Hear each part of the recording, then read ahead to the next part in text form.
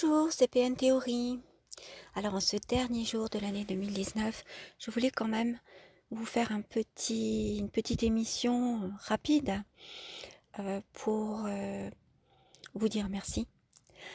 Merci par rapport à vos commentaires, vos likes, enfin toutes ces choses, même si je ne suis pas très intéressée par le nombre de likes ou le nombre de vues, je dois admettre quand même que la chaîne a énormément évolué, surtout depuis cet été, puisque bon là ça fait 20 mois à peu près que PN Theory existe et que on est passé à un an d'existence. J'étais à 630 abonnés, vous étiez 630 abonnés, et puis là ça fait 20 mois, donc un peu plus, vous voyez, ça fait 8 mois de plus et on en est à 2000 abonnés. Pour moi, c'est énorme, même si je ne suis pas chiffre, parce que je ne suis pas du tout intéressée par le quantitatif. C'est plutôt qui vous êtes qui m'intéresse, c'est plutôt le sens de cette chaîne qui m'intéresse. Et puis, je souhaite aussi qu'elle reste à taille humaine. Donc, c'est ce pourquoi je ne fais pas des titres très extravagants ou qui peuvent m'apporter beaucoup d'abonnés ou beaucoup de vues, parce que moi, je ne souhaite pas être connu, être très connu, c'est pas ça qui m'intéresse, c'est faire passer des messages. Et puis après, ce n'est pas moi qui est important non plus, c'est ce pourquoi je ne montre pas mon visage, mais c'est ce que je peux transmettre. Voilà, donc pourquoi je transmets? Parce que en fait, lorsque j'ai été vraiment euh, victime de violence, bon, je dis les choses comme ça semble dérisoire, en fait, le bout de la violence, c'est la mort, hein, souvent, c'est ça. Et moi, j'ai échappé, je suis là, vivante, et je peux vous parler, vous m'entendez, c'est formidable. Et donc, en fait, je me suis dit, c'est vrai que quand on est dans ces moments, on se dit des choses importantes. Il y a souvent des choses importantes qui retentissent en nous. Et je me suis dit, bah, il faut que ma vie serve à quelque chose. Maintenant, je suis là, vivante. Je ne savais pas avant d'avoir failli perdre la vie, à quel point c'était important. Et puis, ce qu'on pouvait faire de sa vie. Et donc, je me suis dit que j'allais justement essayer d'apprendre qu'est-ce qu'il y a, les valeurs qui sous-tendent la violence, qui n'est pas due à l'alcool ou aux dépendances ou à toutes ces choses dont on nous rabat les oreilles, dont on nous rebat les oreilles généralement.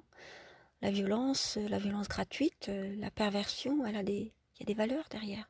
Il y a des choses qui la sous-tendent, et j'en suis arrivée à ces études que je fais.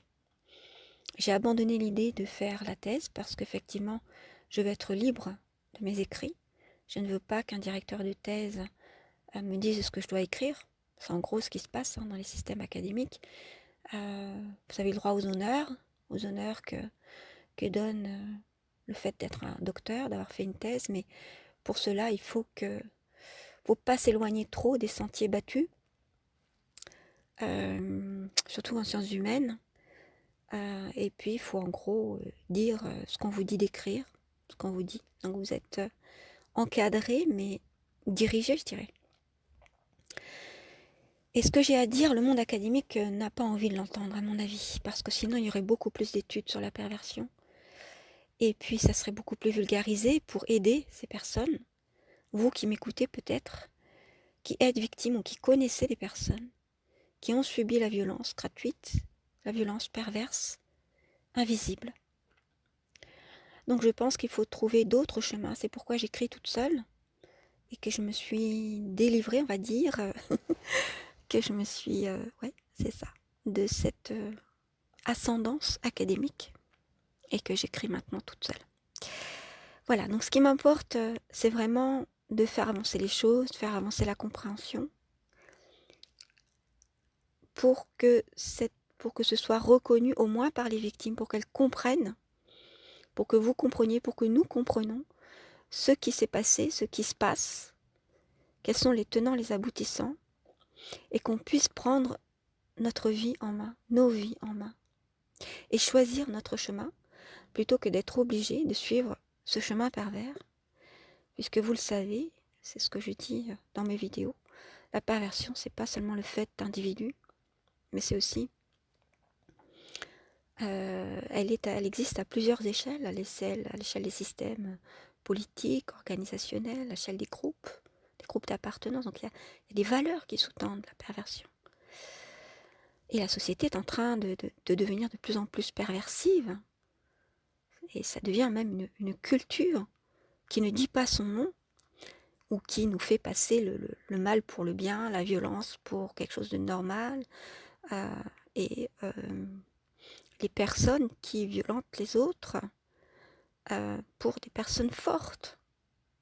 Voilà, en fait, on est dans une culture de la force, mais de la force comme violence, et non de la puissance intérieure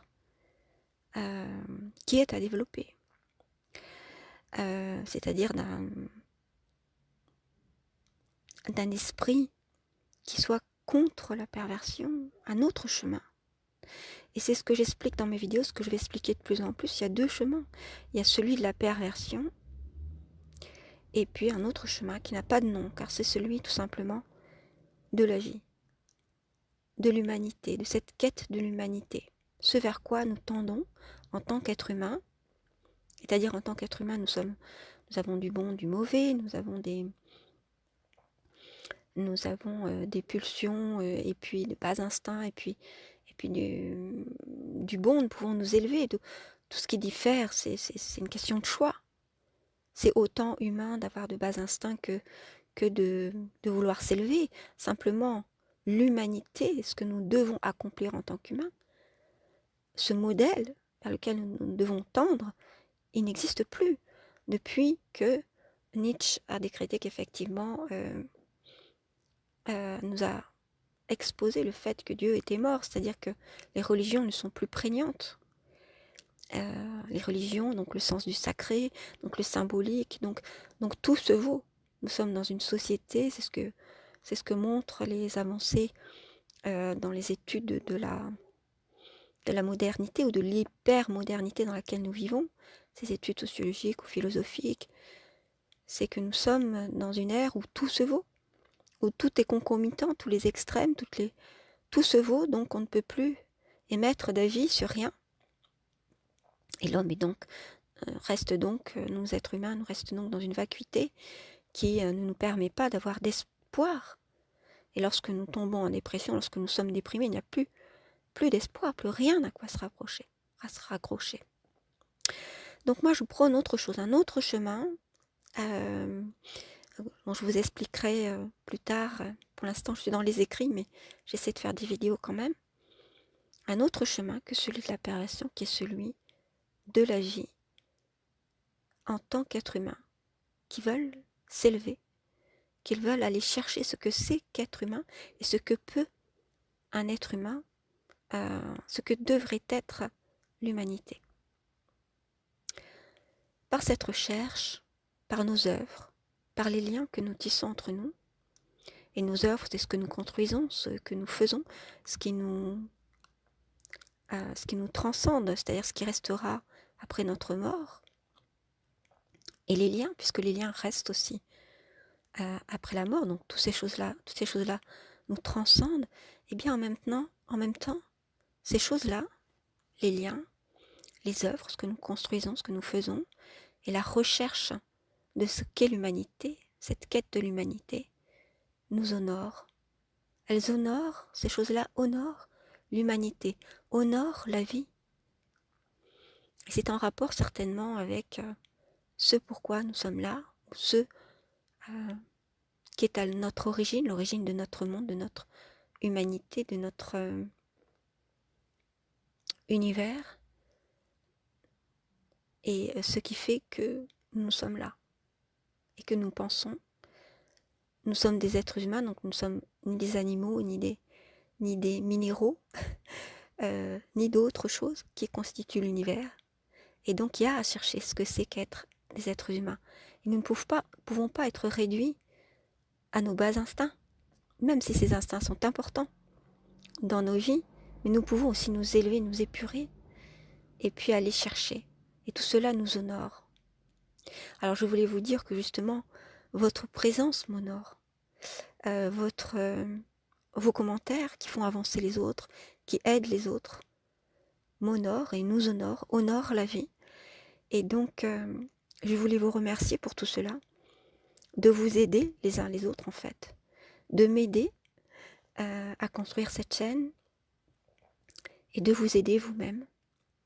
Alors ce que je vous propose, c'est de continuer sur ce chemin, que ce soit à travers les émissions du chronique du cheminement intérieur, qui sont des émissions sur le développement personnel, ou des petites émissions que je vais essayer de mettre en place, beaucoup plus courtes et plus régulières, sur des citations, des réflexions personnelles, qui peuvent être intéressantes à écouter le matin, et puis sur les vidéos que je fais aussi sur la perversion ou sur d'autres choses en rapport avec cette perversion. Alors, ce n'est pas parce que je suis fascinée, intéressée par la perversion que je fais des émissions, que j'ai créé cette chaîne là-dessus, mais c'est parce que finalement, ça a beaucoup de choses à nous apprendre, la perversion, parce que ça nous apprend le chemin contraire qui nous intéresse généralement quand on a été victime.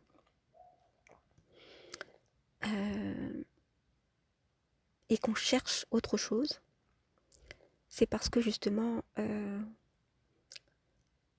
on est justement apte à vivre d'une autre manière et à essayer de découvrir un autre chemin, de fonder autre chose, une autre manière de faire les choses, de penser et de se représenter l'humanité, le monde, les autres et soi-même en fait.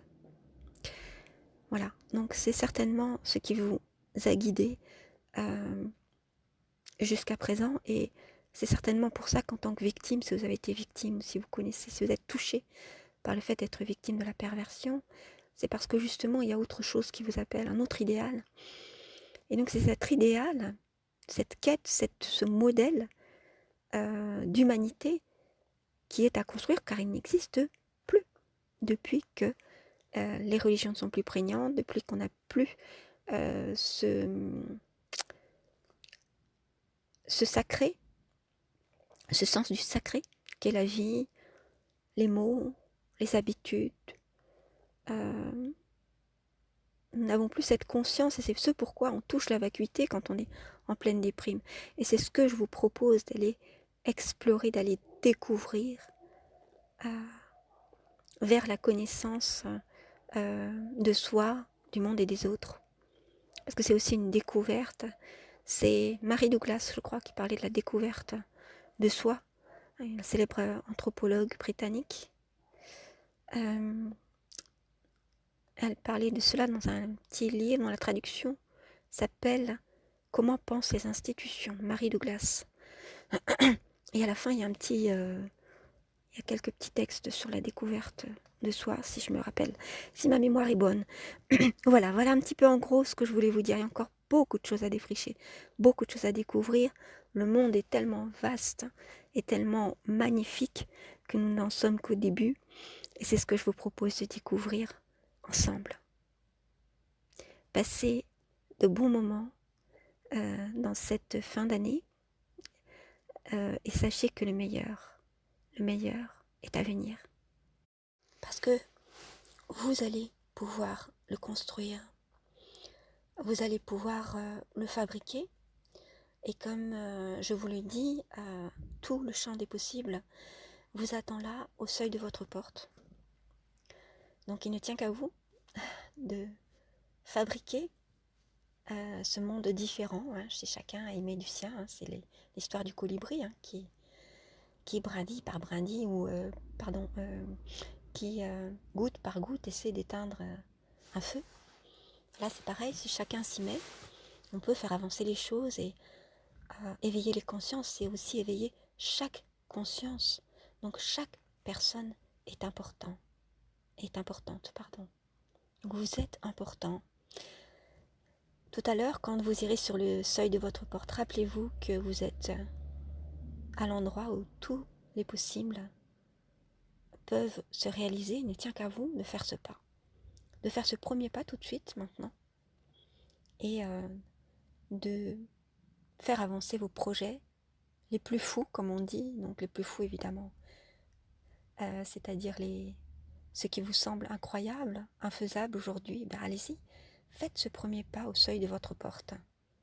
Voilà, vous honorerez l'être humain, donc l'humanité, la vie, vous vous honorerez et certainement ce grand tout, ce grand innommable, à l'origine de tout qu'on peut appeler Dieu, ou la source, ou la vie, ce que vous voulez. Donc je vous remercie de faire honneur à tout cela, et tout cela en fait c'est en vous. Donc faites-vous honneur aussi, n'oubliez pas, sur le seuil de votre porte, tout à l'heure. Je vous dis à très bientôt pour une prochaine et prenez soin de vous. Pour tout, merci d'être là tout simplement. Et je vous dis encore, passez les derniers moments de cette année avec sérénité, parce qu'effectivement, si l'on cherche la paix dans son esprit, la paix dans son âme, la paix dans son cœur, et bien justement cet autre chemin qui est à construire hors de la perversion, est le chemin du bien-être et de la paix dans son âme, mais d'une paix juste et pas une paix factice. Voilà, alors une petite vidéo que j'ai faite dans ma voiture en 15 minutes, mais qui vaut ce qu'elle vaut. Je dis merci à chacun d'entre vous, merci d'être vous-même et de m'apporter tout ce que vous m'apportez, merci de faire avancer les choses, de faire avancer les autres par vos commentaires. Et n'oubliez pas, nous sommes tous reliés, nous avons plein de choses à construire encore. À très bientôt pour une prochaine.